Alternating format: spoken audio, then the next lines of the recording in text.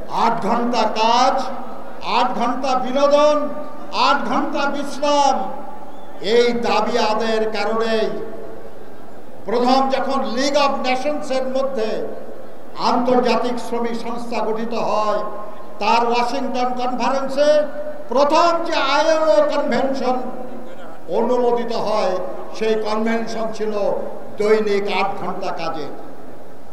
বাংলাদেশ সরকার ওই 8 ঘন্টা দৈনিক কাজের এই কনভেনশন রাটিফাই করেছে, কিন্তু দুর্ভাগ্য আমাদের যে আজও বাংলাদেশের লক্ষ কোটি শ্রমিক 8 ঘন্টার কাজ এই অধিকার পায় নাই। তাদেরকে দৈনিক 8 ঘন্টার অনেক বেশি কাজ করতে হয় বিনা বেতনে, বাধ্য হয়ে। কাজে আমাদের আজকের লড়াই তার অধিকার অর্জনের লড়াই, যে অধিকার আন্তর্জাতিকভাবে স্বীকৃত, বাংলাদেশের আইনে স্বীকৃত। কিন্তু আইনে থাকলেই হয় না, লড়াই করে সেটা বাস্তবায়ন করতে হয়।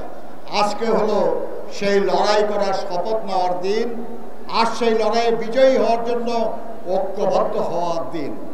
আমি বিশ্বাস করি শহীদ জিয়ার আদর্শে দৃপ্ত বাংলাদেশ জাতীয়তাবাদী দল, তার বিভিন্ন অঙ্গ সংগঠন, বিশেষ করে শ্রমজীবী মানুষের সংগঠন জাতীয়তাবাদী শ্রমিক দল এই আকাঙ্ক্ষা পূরণের জন্য কাজ করবে এবং সফল হবে ইনশাআল্লাহ।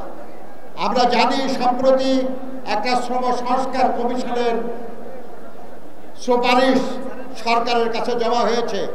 আমরা আজকের এই সভা থেকে আমরা দাবি করব যে শ্রম সংস্কার কমিশন থেকে যে প্রস্তাবগুলি দেওয়া হয়েছে তা আগামী মে দিবসের আগেই আইন করে বাংলাদেশে বাস্তবায়িত করতে হবে।